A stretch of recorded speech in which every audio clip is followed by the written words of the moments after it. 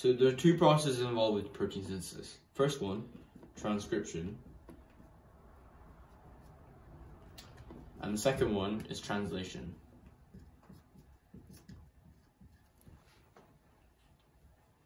And the first step is transcription.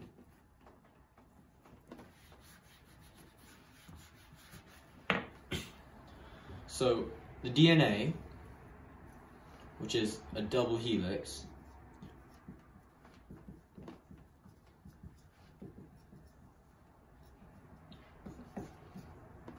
needs to be unzipped for transcription to occur.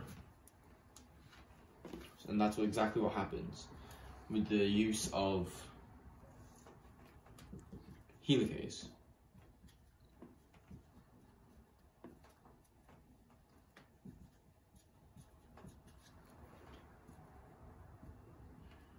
Helicase is the enzyme responsible for the unzipping of the double helical structure.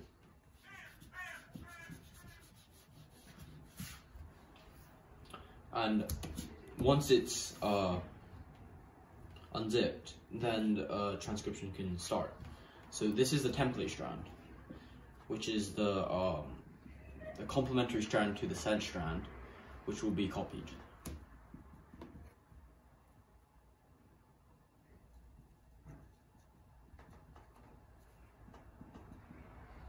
Which is in order of 5', 3'.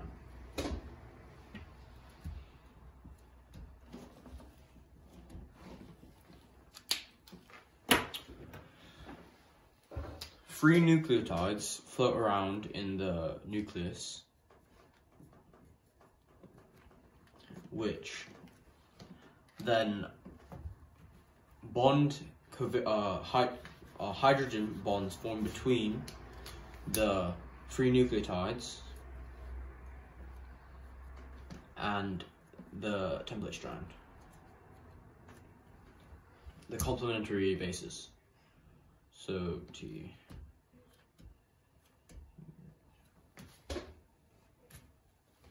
Then RNA polymerase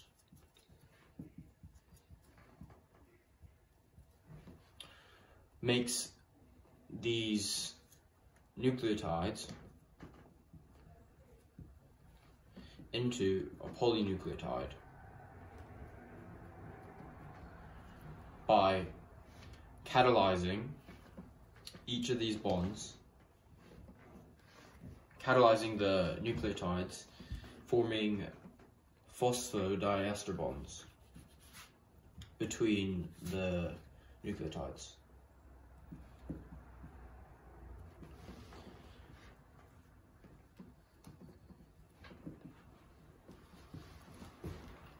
Once all this happens, this was known as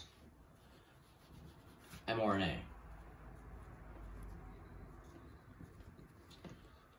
Messenger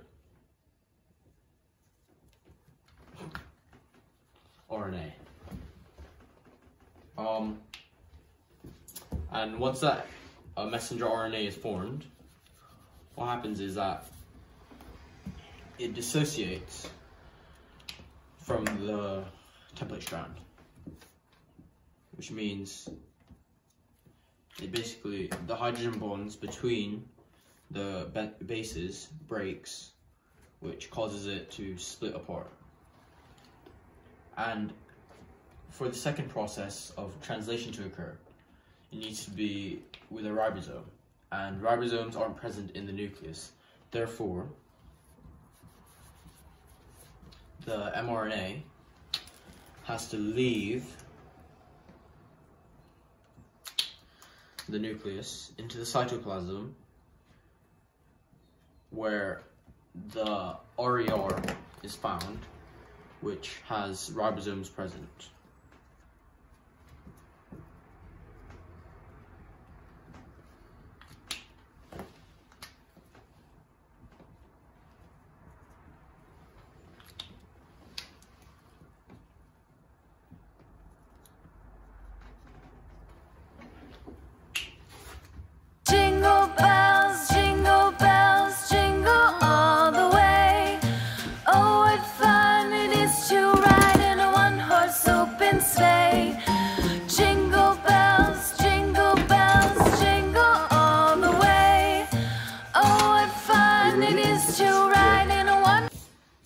it's time for the second phase of protein synthesis, called translation.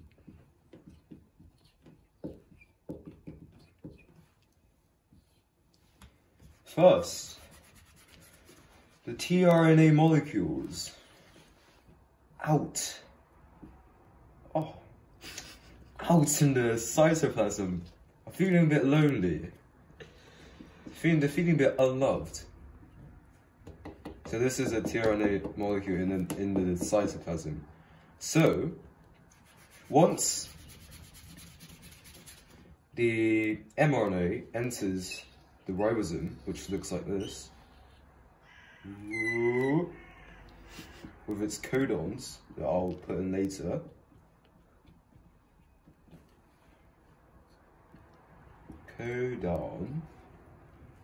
tRNA molecules from the cytoplasm come in. They just come in. Wow. Like an intruder in the night, they come in. And, for example, they join with the codons.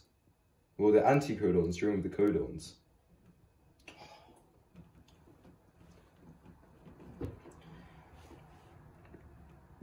Such as this. So continue. Yes. So, as they join up, the amino acid on top, it just stays behind. It just doesn't want to go. So, as this process goes on, with the codons joining the anticodons, the anticodons of the tRNA molecule joins with the codons of the mRNA molecule, like lovers in a marriage. They join together, which is very, very heartwarming. And then a polypeptide chain forms as this process goes on. So ALA and HIS come in as well. And this polypeptide chain,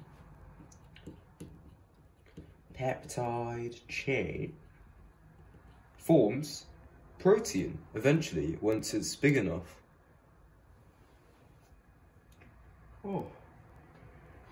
And then there is an end codon which stops the process and cuts off the amino acid chain.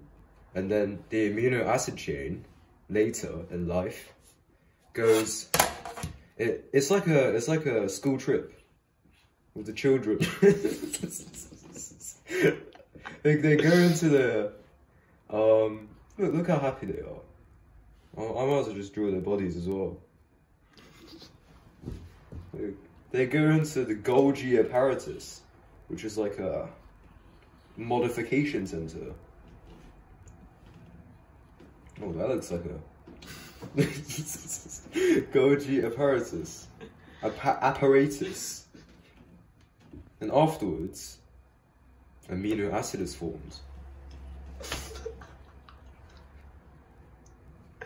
And amino acids are extremely important in growth and repair.